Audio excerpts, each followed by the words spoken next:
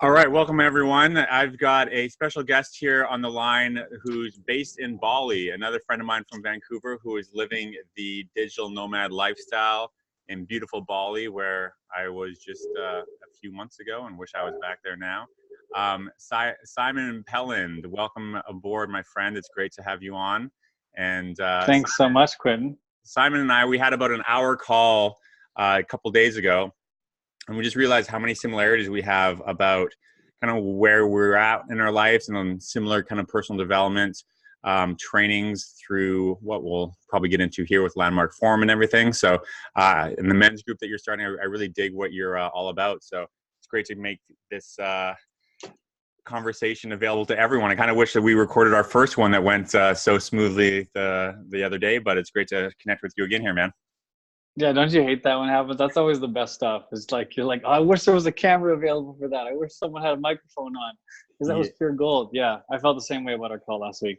Well, the thing is too, like, you host a podcast, and I'm sure you have the same thing. Like, usually I find like the conversation is always really good and the content's good and the conversation flows.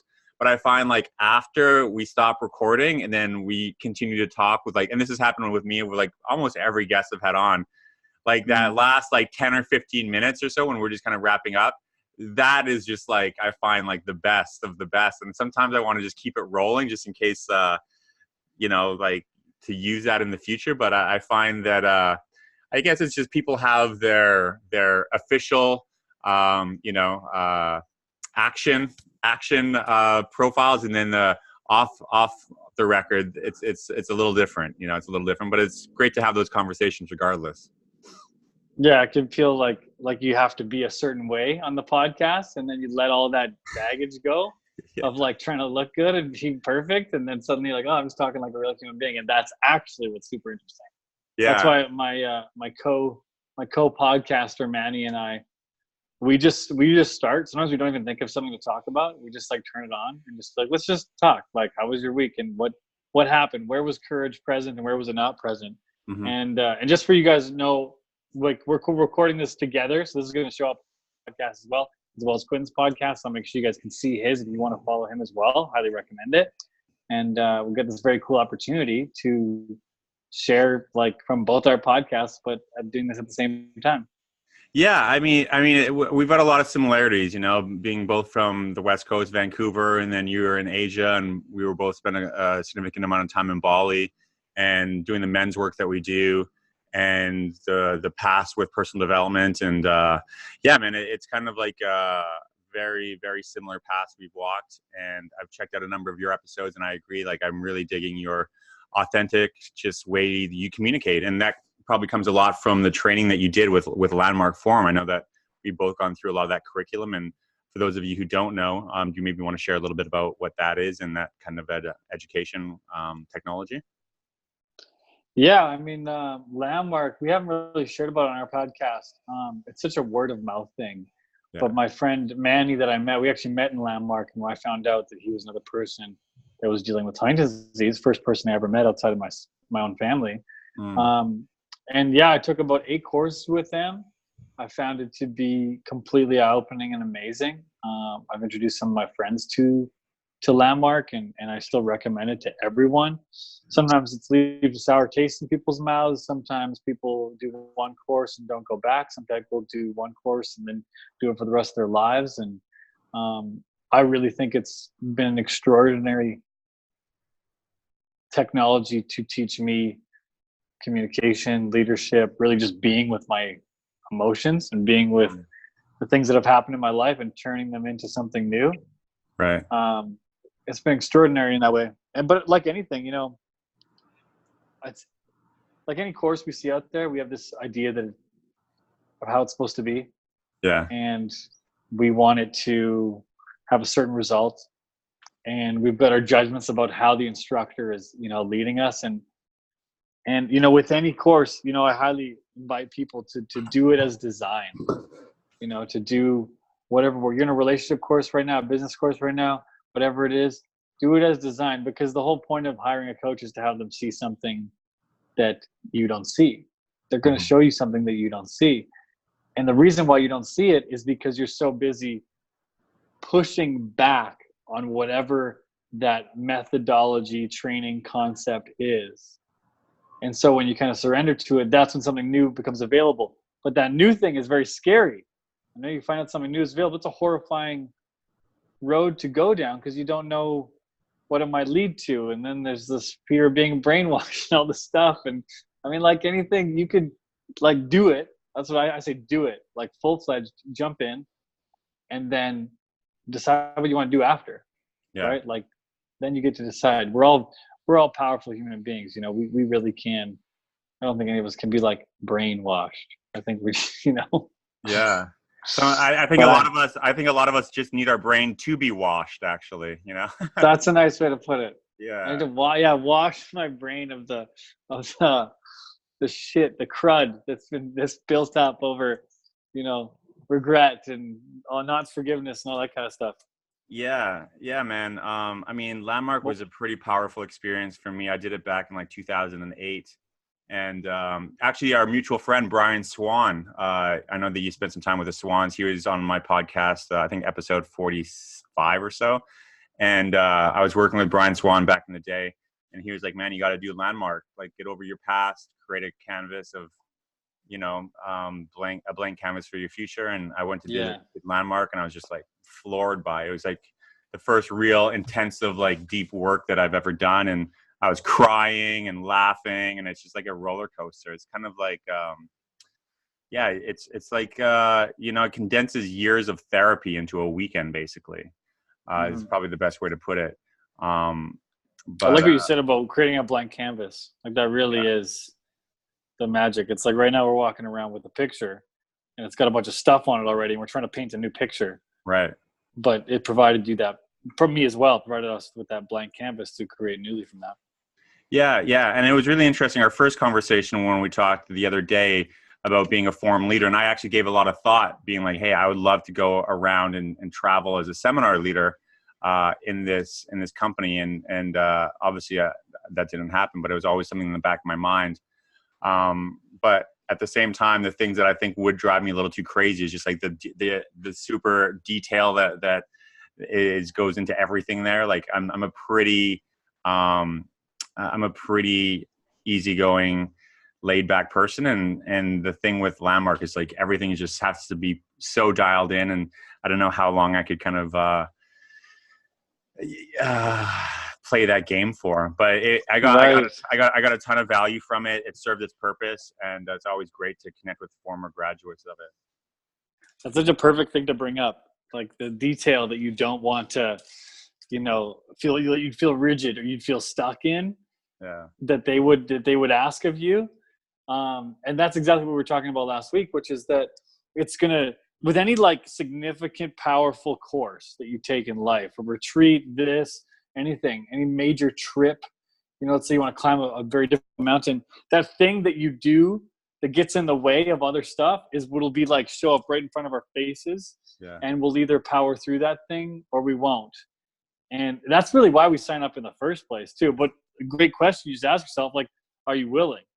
And you don't have to be willing. I think we have this like maybe this Western mindset that you have to be constantly developing yourself in some way, or that you have to be looking for the next answer. And it's like, you don't. Like, you don't have to be a seminar leader. You don't have to face that. You don't even have to deal with it. People can be late for their whole life if they want to be late. And there'll be a consequence to that, or they won't. But choice is ours. Yeah. No, that's so true. So it sounds like you've gone through quite a transformation, and with your podcast that you host now, basically, you know, I don't know how much you want to share about how that happened and really your mission of what you want to create for the health movement, specifically from the challenge that you've recently, you know, I don't know how recent that was when you found out, but yeah, if you want to kind of touch on that and how your podcast came to be. It sounds like you met your co-host at Landmark. So that's pretty significant. So yeah, if you want to kind of touch on that and what you're up to with that. Yeah. So Manny and I originally created the podcast because we both are facing Huntington's disease, which is a disease that's genetic and neurological. It's anyone gets it only because their parent had it. And if their parent had it, then they have a 50% chance of getting it. There's a simple blood test to find out whether or not you have the disease. It's something you're born with. And the question is but the question is when it starts to kick in. So for Huntington's disease, I've been tested for it. I'm positive for the gene. I have no active symptoms currently, but at some point in my life, there will be this kind of thing that will start to deteriorate my brain that mimics the symptoms of ALS, Alzheimer's, and Parkinson's at the same time.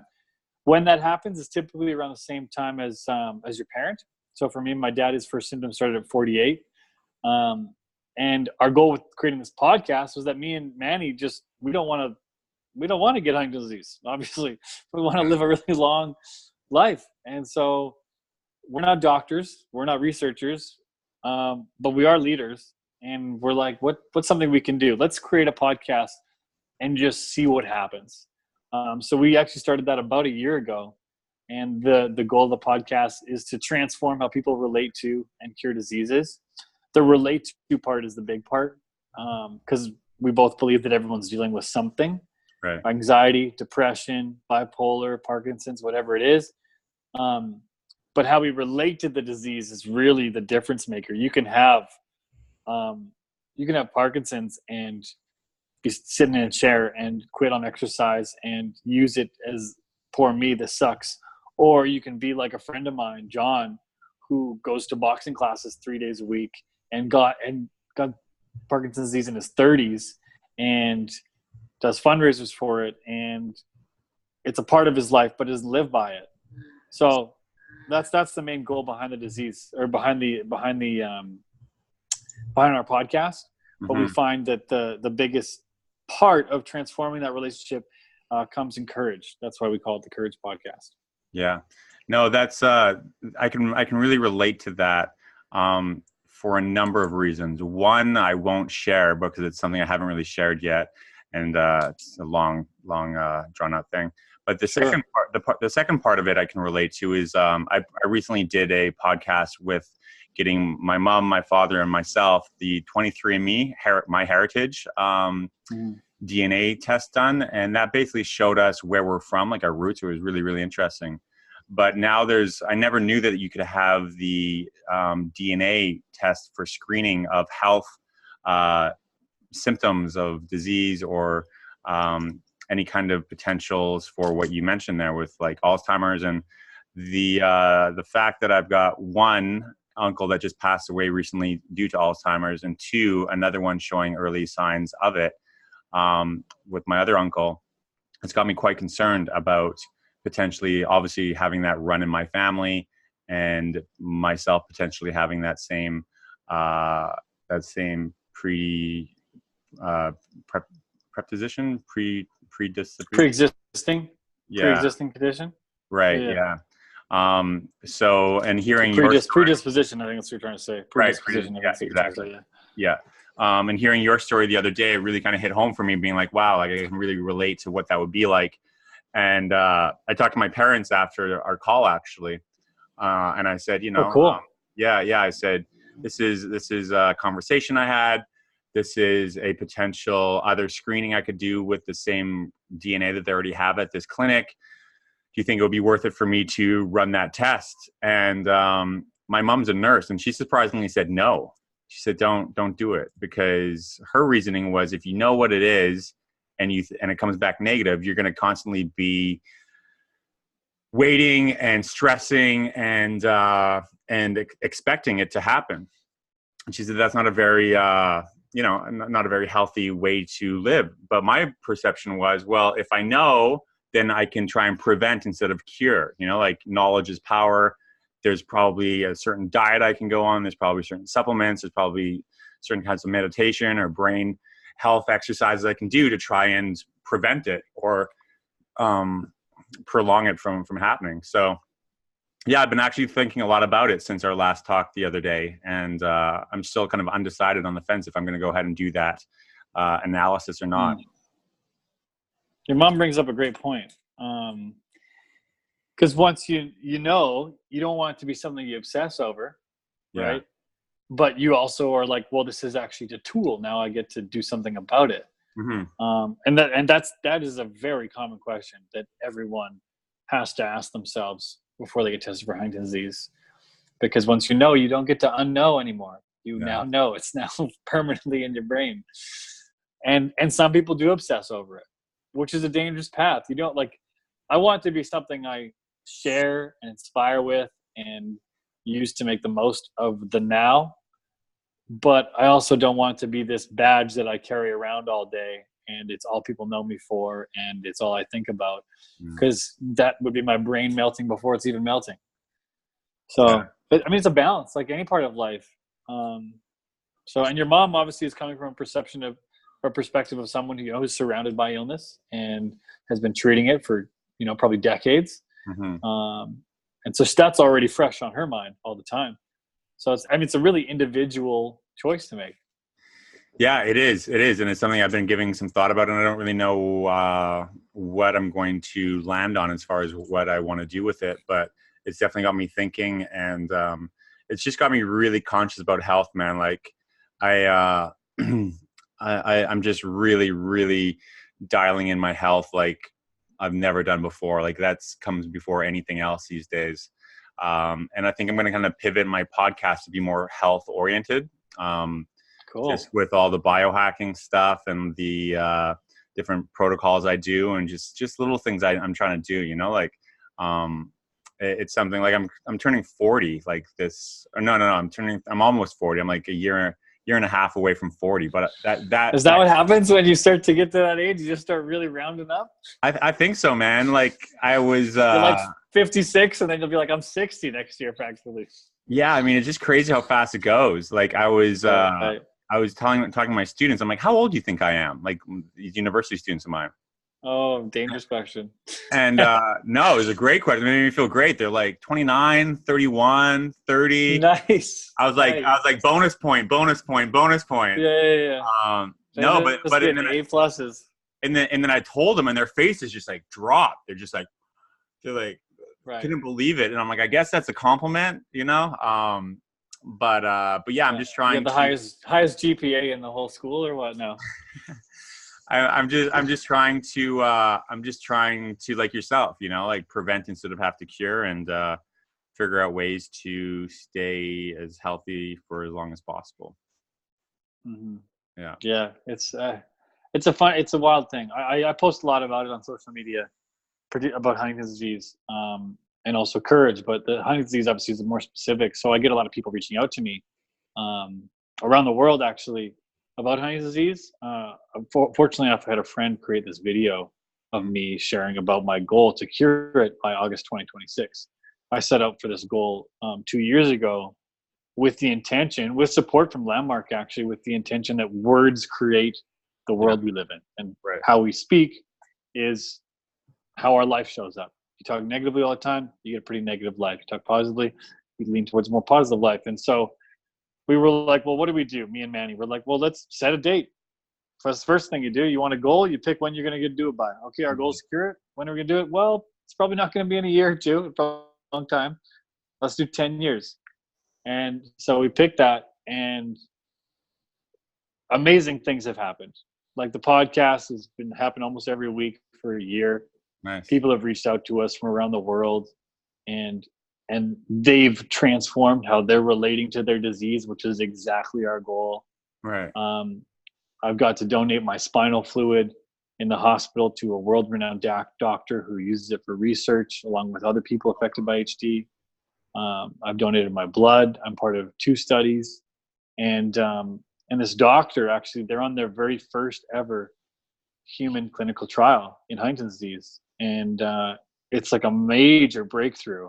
And they're on phase 3 of the study, which means like it's been put into humans, and we're kind of waiting to see what happens. Before it was just rats, so things are happening. And now I'm like, oh my god, 2026, like this actually might be feasible. It's a gene silencing drug, and it would also affect Alzheimer's, Parkinson's, because they're very similar in the way they affect the brain. So really coming off of that premise that our words shape how our life goes, and we don't have to know the answer before we decide to make it our goal. Right. And, talking about courage, like having that in your, I guess, war bag of things to deal with and get over, like talking about your ability to have courage and confidence overcoming it. How is that kind of transitioned into like your business life or personal relationships? Like it's kind of like becoming almost like superhuman, knowing that you have this challenge. Everything else must kind of feel like, oh, well, that's not a big deal. Like, do you kind of have that perspective with courage? Yeah, I mean, like, it's made me a much more courageous person, because you kind of have to be. You're either going to crawl into a hole, or you're going to be courageous and face life, right? Or you'll pretend like nothing's going on. You be numb and you act like don't tell anybody, all that kind of stuff, which is not my style. So yeah, I mean, it puts a lot of things in perspective. When I found out about this disease, it gave me a lot more ambition to not listen to those little fears like, oh, there's a really beautiful girl I want to go talk to. But what if she says no? Or what if she doesn't like me? I'd be like, dude, forget that. Huntington's disease in the background, you're like, just go. And then I would. Or, give a presentation in front of, 100 or more people. Whereas before there's no way, I'd be shaking and blah, blah. But then it's like, what do you get to lose? The big scheme of things. Huntington's disease seems like this massive thing. So it allows me to be more courageous in different parts of my life. Yeah. And also to remind us of the fragility of life. Like we act like we got forever. And it's really hard to not think we have forever. Because we just, we've got these young bodies and the days just kind of melt into weeks, and then they melt into months, and it almost seems never ending. Yeah, man. But it's going to end. It's going to fucking end. Yeah. And like Gary Vee is one of my favorite guys on social media. And he's like, if there's any motivation to do anything that you care about, it's that you're going to die. Yeah. Right. And that sounds morbid in one way, but it's like on the other way, it's like people aren't going to remember, this class, like for the longest time when I was in my early 20s, I was like, I want to be remembered for blah, blah, blah. And it's like, remembered by who? Like, let's get real. We all have this, I don't know, Napoleonic complex. Like we're going to be remembered and etched in statues forever and in the history books. Like most people who are doing anything around leadership think that, I feel like. And it's so not true.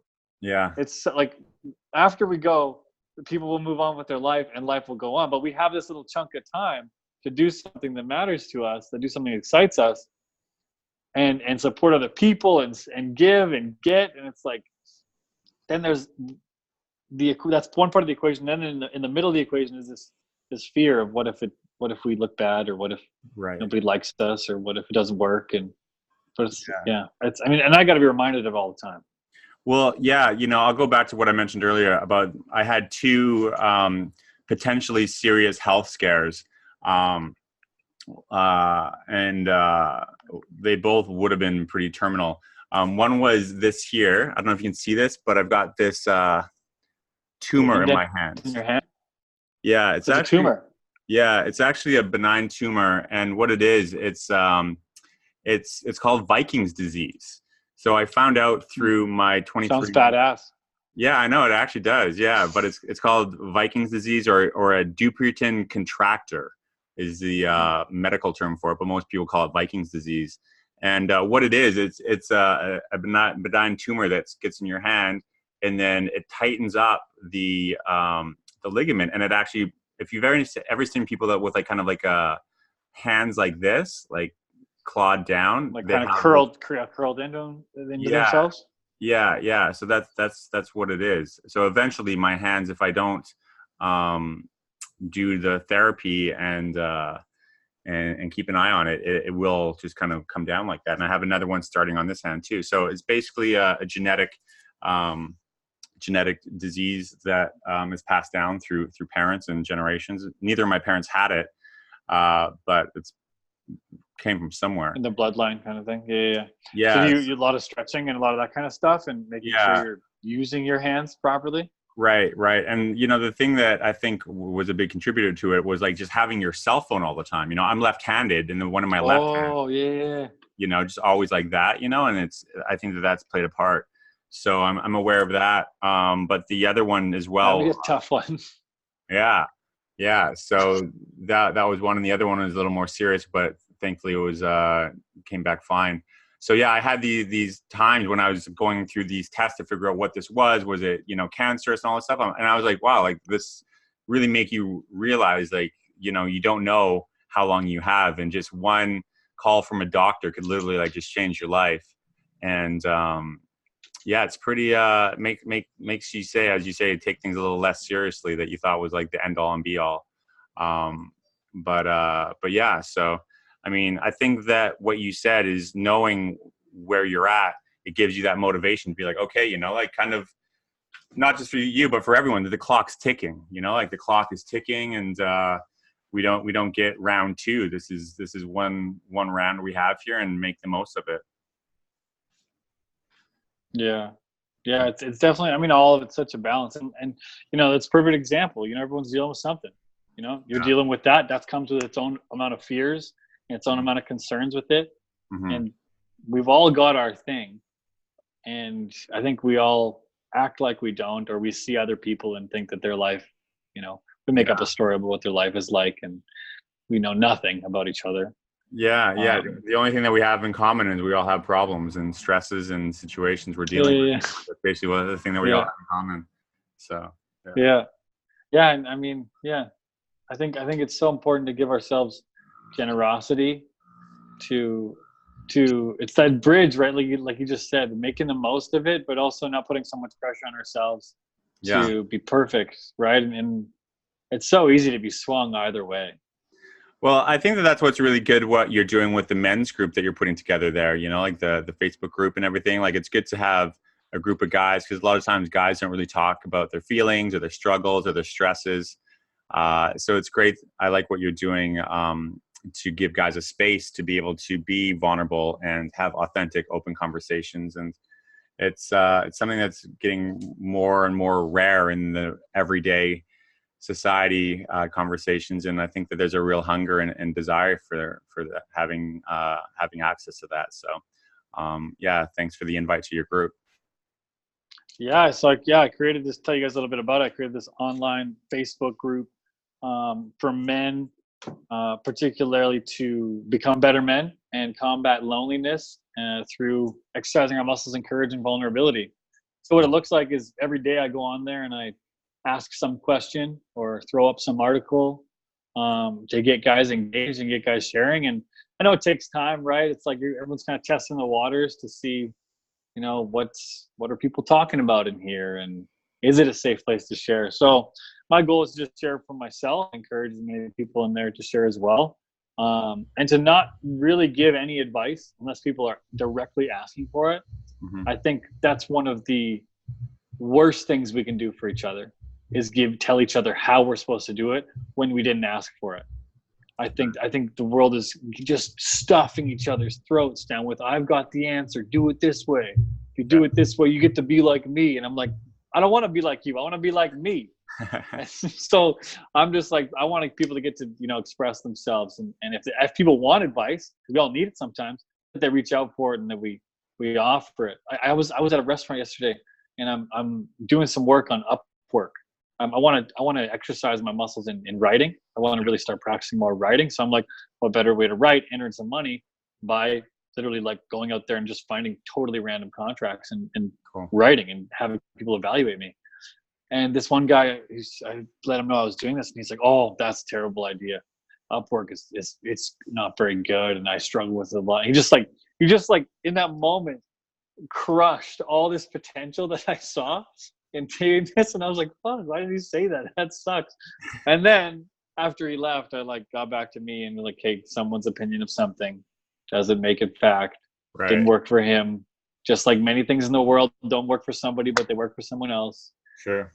But yeah, no, it's true. But I think that what you said, it's right. It's good to be able to have a group like that, and that's what I'm trying to do with this men's group that meets in person here. In South that's so Korea. cool that you just had your first one of those, right? Well, we had a group dinner last week that was really good, and then the actual meetup didn't really get the numbers. So I haven't really promoted it anywhere. It was just like me inviting just literally like a couple guys, but those guys ended up being busy. So what I think I'm going to do, there's like a big expat group here. I was kind of reluctant to posting something about that in there because you don't really know who's going to kind of show up. But I kind of realized that's probably the best way to launch this. Just like, hey, put it out there. The people that are attracted to it are going to be there for a reason. And then just see where it goes from there. So I think I'm going to put a post in there this weekend, inviting people for the next week is what I'll probably do forward. Yeah. Nice. I was talking to a men's coach out of New Zealand this morning, and he was kind of sharing a similar challenge, which is like he wants to have an exclusive group with a certain kind of guys, but at the same time, he wants to support all the guys. So he's like dealing with this. We don't want a bunch of complainers in here, right, but we also don't want to like segregate anyone, because the whole point is to transform each other so that we aren't complainers and stuff, and that we are living empowered lives. So I get it's kind of a catch-22. Kind of find your, it's kind of a catch-22. It's kind of like, you know, you need the numbers to have a group, but at the same time, you don't want to just have like this open free-for-all of who knows who showing up. So, but yeah, I mean, I think that the wrong people will naturally weed themselves out, and the right people will naturally find out about it. So, so what do you like? I wanted to ask you, what do you love so much about these men's groups? Like, why do you see the benefit and want to have it where you are? Yeah, I mean, I think that living as an expat here, especially in a country like South Korea where nobody really speaks English, and a lot of the guys that are living here, they just kind of go out to the bars and drink and do that whole, you know, circuit. And I've done that. I did that for years when I first got here, but now I'm like wanting more of a community of real conversations, you know, and just having like a group of kind of like a brotherhood. Like I mentioned that I was part of this one in Vancouver, the Brotherhood, that a lot of guys were in the city when I was living there, or I got a ton of value from that. And then most recently in Bali, the men's group there, the Mentorship Mondays, in Canggu with that a couple of friends run there, that I got a lot of value from going to 4 of those for the month that I was there. And then I was like, well, I want to start this here. So that's kind of what I got, just like a connection of like-minded guys just sharing the ups and downs of life. Yeah, it's an interesting thing, because it like, at first, when I first heard of it, because I know about Man Talks in Vancouver, right. And I know Di Manuel, who runs the Mentorship Men Monday group, men being the capital letters in there. Yeah. And so he kind of immediately gave it credibility for me. But at first, it's like, this is some weird fluffy thing with a bunch of guys like hugging and holding hands and stuff. I'm like, I'm not up for that. Yeah. So there's that barrier first, right? That like predetermined judgment, and or what is someone? Am I going to get a pamphlet for some course when I show up? Like, what's the hook? Yeah. You know, I think we've been so, I don't know, we expect to be tricked. There's so many things where it's like fine print, and you're like, yeah, we're walking around with this mindset that we're expecting to be tricked. But when I went and it was like none of that, it was really refreshing. Yeah. But there definitely is that battle to like go out and just check things out that kind of comes with any new thing. Yeah. I mean, I noticed that too when I was kind of mentioning it to guys. You're kind of like intrigued, but had like a barrier up, kind of, you know, like, well, what's this all about? You know, like that kind of reply. And I'm like, I don't even know really what it's going to be about, man. Just come on out. Right. How it goes. We'll see how it goes. So, and such kudos to you for like actually taking the action, because I guarantee you, every guy who showed up to your group has thought about doing this, but maybe not actually done it. And I mean, this to me is what courage looks like. It's like you got an idea, and then there's the fear of, oh, well, what if nobody shows up? Or what if I put it and I get the wrong group of guys? Yeah. And now what do I look like to other people? You actually taking the action, you're like, well, I'm going to look like how I'm going to look, and we're just going to do it. And the potential is...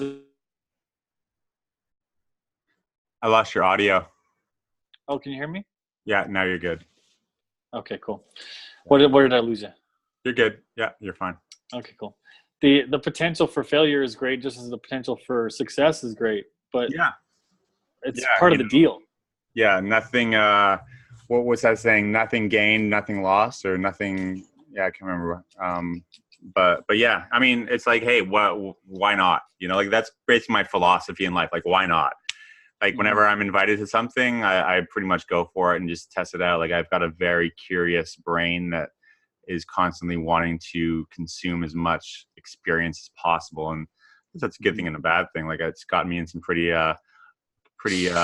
uncomfortable situations at times, but at the same time, it's pretty awesome opportunities and experiences too. So, yeah, it keeps things interesting.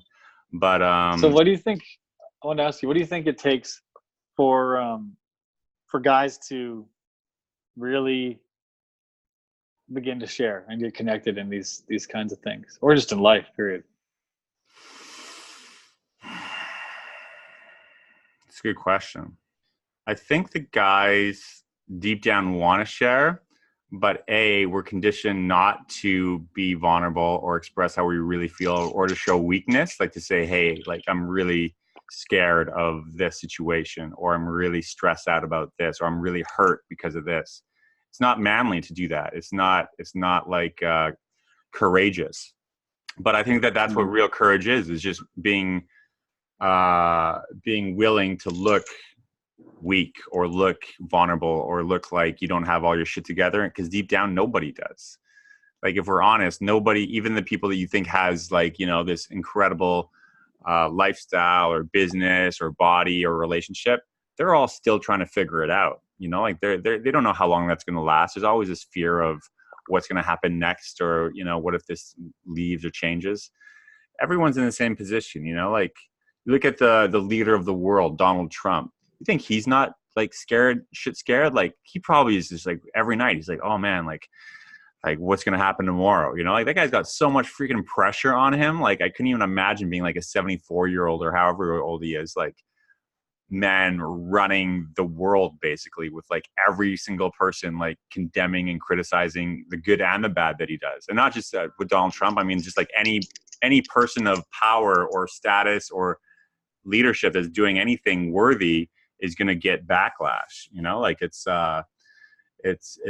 just goes with the territory of doing anything, you know, like just like you said about me putting up this group. Some people love it, some people hate it, some people make fun of it or make fun of me, but that's the price to pay for actually going out and trying to do something different.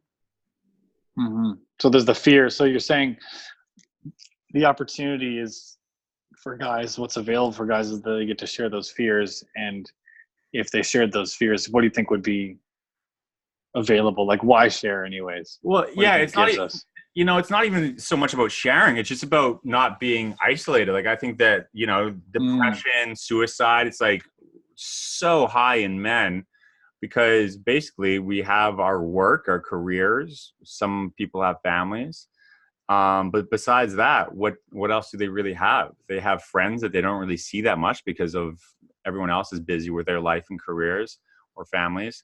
So it's kind of like this, you know, like or if you do have these acquaintances, or, you know, if you are social, it's just kind of superficial. You know, you don't really have the deep talks that I've experienced at these men's groups. So that's kind of what I think is different about it, is having real life talks about real shit, you know, like not, oh, I'm fine, everything's great. It's like, hey man, like this is going on, this is what's happening with me, and I'm pretty, you know, pretty stressed out about it. So that's probably the main thing that I get from it. And like if you look at sports teams, you know, like we've got the NBA finals coming out, you know, tomorrow. I talked about like, you know, the president, but all these NBA players, they're probably freaking out too. Like the world is watching and critiquing every single play, you know, like Steph Curry, Kawhi Leonard, like all these rock stars, superstars. They also, I guarantee, have a lot of courage and confidence, but they're also have like their insecurities, their stress, the pressure, right? The pressure must be immense. So having a space to just like go and kind of vents is not even vents. It's not even about venting. It's just about like, hey, this is who I am. This is what I'm dealing with, basically. Right. Expressing yourself. Yeah, expressing yourself. That's a good way to put it. I think exactly why the Warriors keep winning, is because they have found a context or structure, you'd call it, to be playful in the most significant moments. Right. Like their coach is full of jokes all the time, and they come to work with integrity and intention. But if you watch them in warm-ups, they're pretending they're playing baseball or bowling or shooting half-court shots or blah, blah, like things that if you saw your high school team doing, you'd be like, what the hell is this? You better step it up, guys. But they're like, we do the work, but part of doing the work is keeping it playful. Yeah. And we've seen other super teams created. We saw the Lakers with Dwight Howard and Steve Nash and Kobe Bryant, and that was dog shit. Yeah. Because it was just, they just didn't have the chemistry. But somehow this team has found a way to make it playful in what seems like the most intense circumstance. It's maybe a good way to look at life. Yeah, like I think that kind of comes back to oh, no, I thought you said this. I had an interview right before this, and that's one thing that the guy said. He said, the purpose of life is just enjoying the process. It's not like getting to an end destination. It's like enjoying the whole good and the bad about getting to where you want to go, not just waiting to get there or wanting to get there. So, yeah, man, it's a good metaphor for life, I guess. Man, I want that for myself so bad. To be able to just me too. enjoy the process. That's whoever figures that one out. It's a tough one because I feel like the key. It's one of those things where it's like Chinese finger cuffs, where the more you fight them, the more painful they get. Yeah. I feel like this concept for life is like one of those things where the more you try to figure it out, the less you figure it out. Right. I don't know. I don't know. I don't have the answer. Maybe there is no answer. Well, for those of you listening, why don't you leave a comment below and tell us what your answer is for please how you live with the just how you live. Enjoy the process and not hunting only for the destination. Tell us how you do it. Yeah, that's cool, man. It looks like we're kind of coming up to the top of the hour here. We're gonna get cut off soon? Oh no. I'm just looking at the time, 52 minutes. Cool. I just want to ask you one more question but you go ahead. How long do most of your podcasts go for? Oh man, it totally varies. We try to talk about being playful. Manny and I try to just if it's going to be 5 minutes, it's 5 minutes. If it's 25, it's 25. We don't want it to be too long because we feel like people don't listen if it's too long. Right. But we run with it. With it. One day we really didn't want to do one. So we were just like, okay, let's just do it. 5 minutes. And we just did it. And we were glad we did, as always. Yeah. Cool. Well, you said you had a question? Yeah. The question Manny and I always ask each other in every one of our podcasts that I want to ask you for my listeners is, where was courage present or not present in your life this past week? In this past week, what did I do this week? Well, I guess probably the main thing was putting out the intention to have the first men's group meetup. That was probably the biggest the biggest event, I would say, that's not a normal day-to-day thing that I do here.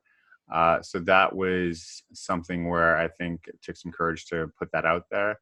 And where I did not have courage, what's happened here? Oh, actually, two things actually. Trying to think how I should do this. So I had this. I was out Friday night. I went out, and it was after the men's dinner that I went to. Actually, there's about 10 of us. And then after, I was just walking back to go home, and literally within these 2 blocks, I ran into to 2 girls that I recently dated and spent time with, one, and then the other, literally 5 minutes later. It's so random. Every man's dream. Yeah, no, it was totally a nightmare actually, and they both totally it was just so rude. I was just oh, hey, how's it going? And they were both just totally like just rude, you know? And then I sent one a message like right after, like the first one I sent her a message like right after. I'm like, what was that all about? Like, you just treated me like a stranger. Like, you know, like what's your deal? Like, that's just, you know, like it's rude. And then after that, the second one happened, exact same thing. I'm like, what is going on here? And then I was going to send her a message, and then I didn't, but I wish I did. I didn't have courage to do it to her. But I really should have, because he was actually worse than the first one. But the first one actually apologized. He messaged me back a little later and said, "Oh, I'm sorry. I didn't mean to ignore you. I was just like on the way to meet my friends." Like, okay. But yeah, the second one was just a totally blatant, like just freaking, yeah. So I actually came home. Actually, you know what though? I actually came home and I did a podcast about that. I haven't released it yet, but I'm going to be releasing a podcast. Nice. About those two interactions, about how to deal with exes when you run into exes on the street. So nice. People want to tune in for that to hear how I go pretty in depth with it. I kind of was ranting actually, because I'm like, what the fuck's wrong with people? You know, like sometimes that's the perfect time to record a podcast. Yeah, I was like furious because like, and the other thing that happened earlier that day, I had two friends just totally bail on previous meetings and meetups. One was for lunch and one was for a call, and they both like just let me be waiting around for like a long time. So like it was a double whammy. I talked about dealing with exes and when people bail on your plans without, you know, telling you. So yeah, that one's going to be rains and pours. Sorry? Yeah, exactly. It was a rough day. So that was my my lack of courage, I guess. Probably that gave me courage not to just like destroy, like, you know, just like totally go off on that girl with the, you know, but I always try and keep things level and chill. How about you, man? What about you with your courage week? That was authentic, man. First of all, thanks for sharing that. I love it. That's the real, what it's all. Real feelings and real emotions and real interactions that, you know, are so human, and all these different things come up, frustration, excitement, all of it. And I appreciate you sharing this with us. I think to me, there's always so much more gold in where people share there wasn't courage versus where there was, because it's very easy to look good with our badge of courage and, you know, blah, blah, but it shows a real demonstration of courage to be like, oh, fucking this thing happened. And, you know, it didn't go the way I wanted it to. Yeah, that's a good question. That's a good question to wrap up with. I love it. I love finding you. To me, it's like a curious level of intimacy too. Like already, I feel like I get to know you better just by you sharing that. Yeah. And trust. But so for me, where was courage present? Well, you know, I'm a writer. Like I write because that kind of stuff. I actually started journaling in university because I was going out having such a good time. And my memory was such shit. I was like, I want to remember this 5 years from now. So I started writing down, you know, dates, adventures, trips, and like the specific details of them. And every once in a while I go back and read them. And it's pretty awesome to see how my writing has changed over the years. But I'm like, I want to write, and I want to actually be a writer. It's another passion of mine. So I signed up to work on Upwork and submit that writing like I was sharing before. Cool. So the courage thing was I actually like applied for a job and got one, nice. Which was super cool because I was like, I'm not qualified and all this kind of stuff. But it was one of those things, let's just throw shit on the wall and see what sticks. And I did 3 applications. I got one, and I'm applying for more today. But that was where courage was present. Where courage wasn't present this week for me.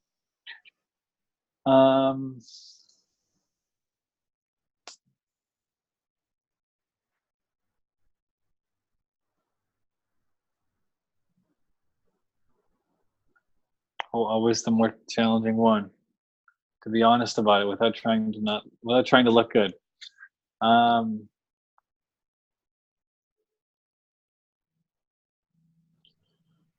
You know, I'd say it's like these moments of lack of courage, of procrastination. Like I want to tie it in there somehow.